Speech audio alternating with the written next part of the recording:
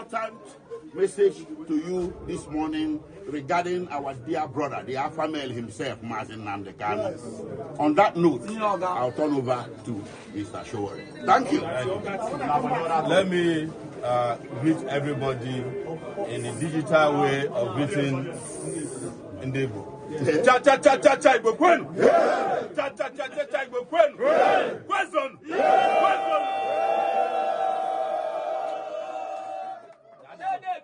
That's the digital way. We are here not to waste your time because we don't have time anymore. We have actually run out of time, but they are lucky we have not run out of patience yet. We are here to give you the good news that Nnamdi Kanu might be on his way to freedom. But we have one more step to take. You know, those of you who are Christians, you know the wall of Jericho. When it was about to fall, there was a command that we must march around it. And that is what we are doing on October 20th. That wall of Jericho that has been keeping our brother away from freedom, we want to take it down. Amen. By marching on Asorock Villa on Monday. Next week.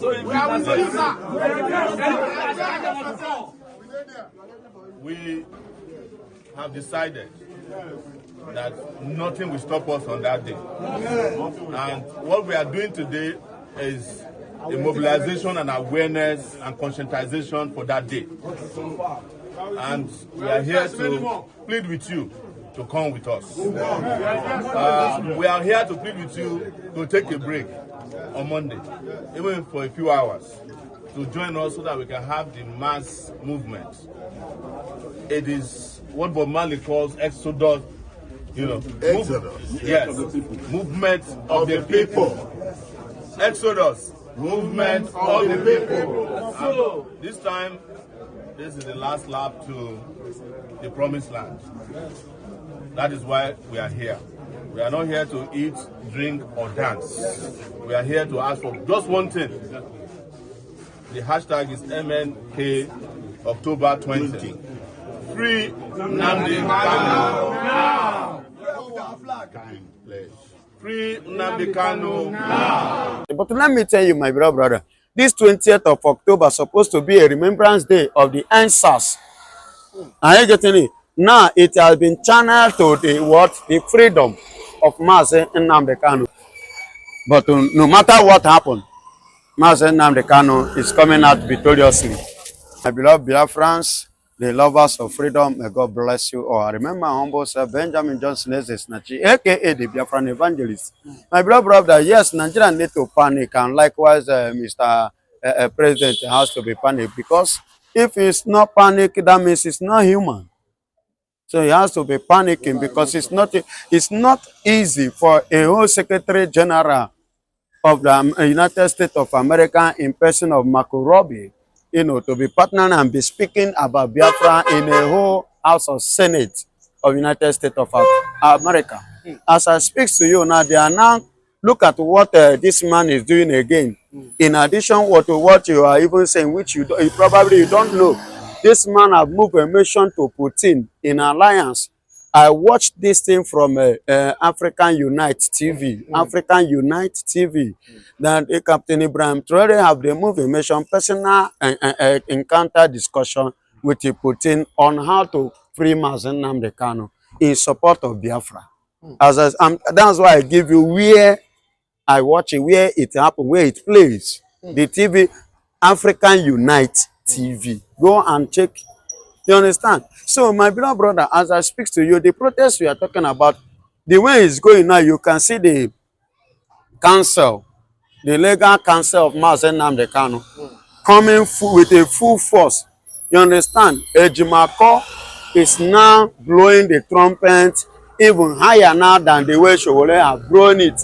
And the man coming out, Ejimako, one of the legal team of Nnamdi Kanu now drawing much intentions of the people, not just the people alone in the southeast, the north and the west here, are now concurring to what they are pointing at. But let me tell you, my brother, this 20th of October is supposed to be a remembrance day of the ancestors Are you getting it? Now it has been channeled to the what? The freedom of Mazi Nnamdi Kanu. And in articulation of NSAS, remember, don't forget that we want to, the NSAS came as a result of stopping police brutality. You understand? The way they brutalize the Southerners, whereas the Northerners are free from this, their hooliganism acts. I'm talking about SARS in the police, a department from police force of Nigeria.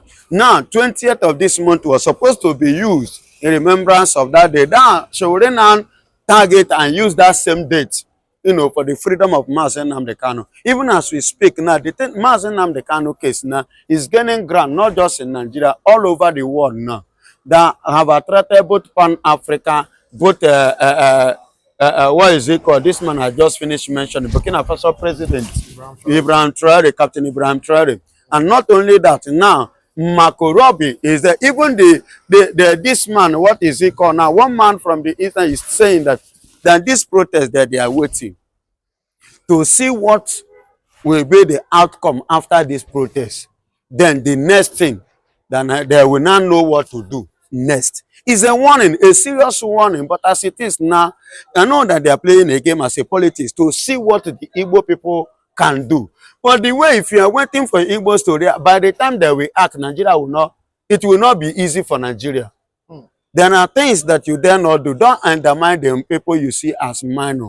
Because a wounded lion is more deadly than a normal lion. Igbos in diaspora, the Biafrans in diaspora are wounded, and when they are to come, they will act like a wounded lion. We have been in the war for years. We are used to war for years, and we are used to share blood. Many of them, especially in the West here, have not experienced it.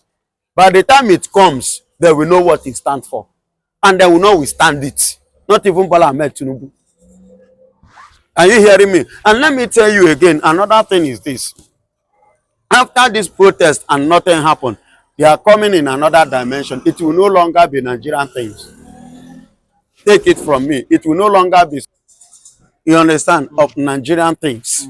It will now become something of the global things. Are you hearing me? So coming to that which you asked me. When you say global, is it that because in the time past we've seen the UN Working Committee come out to demand for Nnamdi Kanu release. We've seen some other, top, US senators, world powers, The world powers, let me tell you, the world powers alone is not even for now. No. I'm talking of the real Igbos that are not there before we come out. The Igbos that are not part of it, that have not participated, have not. They've been talking before now. The Igbos in that. No, yes, there are people that you don't know. The veterans, the Igbo. Apart from the veterans are there. There are people that have not voiced out. You begin to see them. This time around, not to voice out with the issue, is action. I'm talking about the action.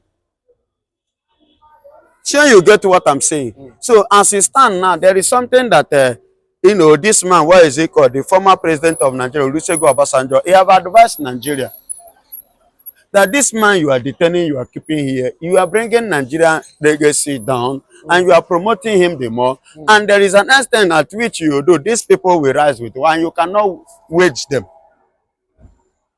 You can't stop them. Now you are mentioning Showore. Let me tell you, there is one, you made mention of Showore being arrested before that day. I'm not surprised. Nigeria is good at that. Because I could remember the statement of Maswell. You remember one of the legal team of Mazi Nnamdi Kanu, the slim young man. You understand? Maswell Okpara. You know, as we speak now, he's not in the country. He's traveled to Mexico. As we speak now, yesterday no. During the mobilization, Maswell Okpara is not in Nigeria. He was there. No. Yesterday he was not in Nigeria. He traveled. As I'm talking to you, my brother, when I finish, don't argue. Yeah, hold on, forget video. What I'm telling you is what is the reality, because today as we speak they are having what is a lawyers human rights this thing in Mexico as of today being Tuesday. So how can he be in Nigeria by yesterday? And when he even appeared in airport, he was even in UK airport, he was like, appreciating God that Nigerian government did not, succeed, that God cover their eyes for them not to see him, in order to apprehend him, not to allow him to journey that journey, to travel. And watch his video. That's what I'm telling you. You understand? And which he said, and he give the date. It's been today that is going. That will be appearing in the Mexico, for what? For Human Rights Activist Day. He said there he have his own destiny to present and to speak about what is happening in Nigeria and what is happening about Nnamdi Kanu case regarding to Biafra. And let me tell you, you know, Nigeria have already cooked it up that the Senate president will travel to US to go and tell them, to go and lie to them and ponder with a bunch of lies to cook and give to US that are nothing like the killing of the Christians or the genocide going on against the Christians in Nigeria. All these things are the game plan and game already plotted down. Nigeria have done that, preparing for the day to do what? To explode it. But God will expose them and God will disgrace them. Are you hearing me? Yeah. So, and that's just the point. And that's just the facts. So far, so good. The movement regarding to the protest is moving. But if you already say that they might be arrested, don't doubt it. It could be arrested. Because this protest is going to play down Nigerian government more than ever before. And already they know that Nigerian government is a government one. They don't have human respect. They don't have human rights. They don't value life. And they violate laws. And they will like their citizens forcefully to obey the law which they did not obey. Do you understand? And that is the country we are in. And secondly, again, another point is this, which I do tell people. You see, this protest will not amount to anything positive. Do you know why I say so? Nigeria doesn't send, the government doesn't, they are not moved by your protest. And they don't care how the image is being ridiculed through protest in international basis. They don't care. They don't bother because they are not, they are inhuman. They are not human. You understand? You know, it's like when you come to accuse a devil doesn't care of your accusation. He cares of what he's capable of doing. And without any is destruction of humanity. Do you get my point? That is what the devil is bothered about. Destruction of humanity. So anything you like, you say, it doesn't concern him. And that is the case of Nigeria. They don't care about your protest. They don't care their reputations. All they care is to continue violating the law and be messing themselves up. Let me do my own and go. And then somebody will be telling me that Nigeria. See, let me tell you something you don't know. I watched a video of a man of God which says through his message that one of the criminals, the evil practitioners in Nigeria called him and began to make a confession that there are people after government that they even pay money to practice evil in Nigeria. So every average Nigeria is filled up with the spirit of evil, wickedness in them. You see, when the government and the people, they don't care about what happened to the masses. It's just like today I was saying, talking to my people, I made them to understand. Do you know why COVID-19 is seriously taken care of in Nigeria and they punish the masses? Was that the COVID-19 was not the sickness of the poor or the wretched men on the street, but it was a sickness of the rich. The people of the president, senators, you know, governors, and what have you. That is why they say that you and I should do what? Be locked up without any help, because the thing hits them where they travel to. And they couldn't cure it. And what hit them there was normal malaria that is running in Nigeria. It's a normal thing in Africa. But because the thing hit Oyibos, and they themselves went there and contacted it, they came to Nigeria to punish me and you in the name of COVID-19. There was nothing like COVID-19 in Nigeria. Because I asked a question. If you say you have cure of COVID-19 in that same 2020, then if you have the cure, why not to use the same medicine that you used to cure others, to cure everyone? My brother, I put it to you. And I ask you, after the 2019 COVID-19, what about those people that are in collection center that are not being treated? What happens to them and where are they? It's a question I ask. Somebody should answer me. Where are they and what happens to them? That is to tell you COVID-19 in Nigeria was a scam, total one. But you see Ayodele blast, President Tinubu said he wasted the NDLA effort, as regards what? As regards releasing, drug, people that were persecuted for drugs, about 29% were released, unlawful mining 24%, homicide 13%, and other crimes, other, criminals. But they said, why is it that the president freed criminal, and when somebody come out to speak the truth, they will persecute them? Now listen to me. When the FBI, when Donald Trump will say, oh yeah, this man is a drug addict, Nigeria, why did you have seen the example play? Probably those people are Tinubu elements. Yes, those drugs dealers, there could be his elements. I'm not sure about that. Maybe. Excuse me, why did it? I want to ask you a question. Why is it that NDLA is it not Nigerian Drug Law Enforcement Agency? Abi? Now, they did their job. Instead of these people to face the law charges regarding to that drug issue. Now, what did the president, Mr. President, do? He went and freed them and released them to the society. Of what purpose? For them to continue with their activities. But somebody like Nnamdi Kanu, whose word, whose action, whose determination and faith is saving Nigeria from the chaos, a serious problem that would have befallen the Igbos and the Yorubas in this country, is in detention. Because if not for Nnamdi Kanu faith and shout and his societal information, take a look at what is happening. The whole Southeast would have ransacked. Once they conquer East, they have conquered Nigeria. The jihadists would have automatically taken over. I think the Yorubas are this thing. Go to Kwara State, they have taken over Kwara State. We are the Yoruba, the Oduduwa, we are the Yorubas. But in the Southeast, they have said it before, that if they eventually succeed in conquering the Igbos, then every other part in Nigeria has become an Islamic nation. And this has been the agenda. So the man who motivated people to stand against these people is the one languishing in the cell, in DSS. But the people who really commit a crime are the people that Bola Ahmed Tinubu is setting free.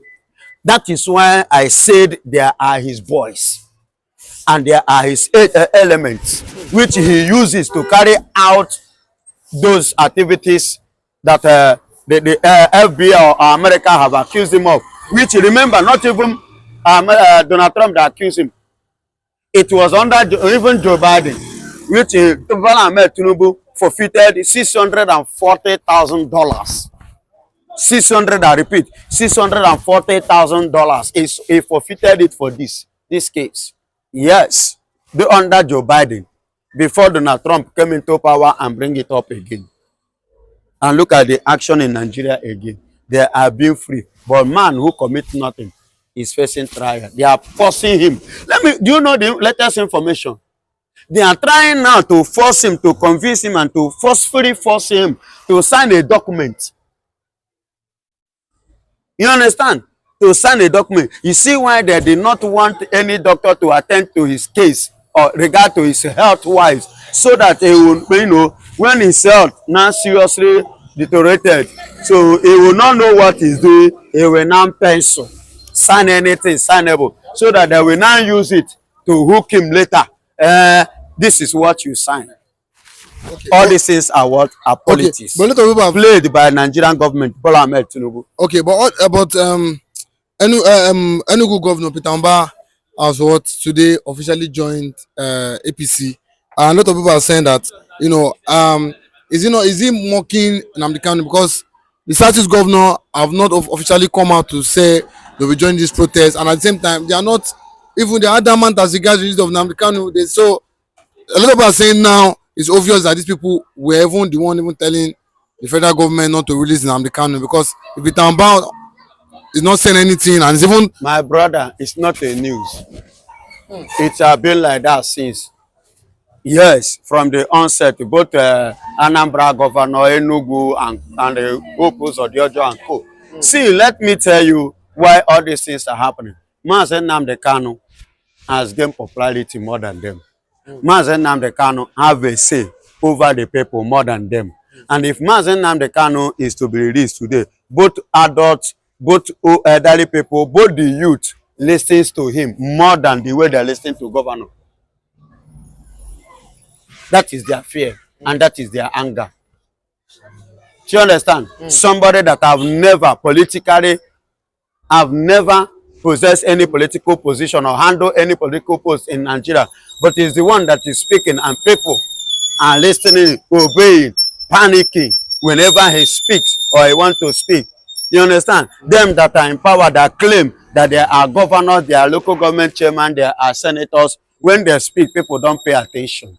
So to them, they are seeing it as a slap.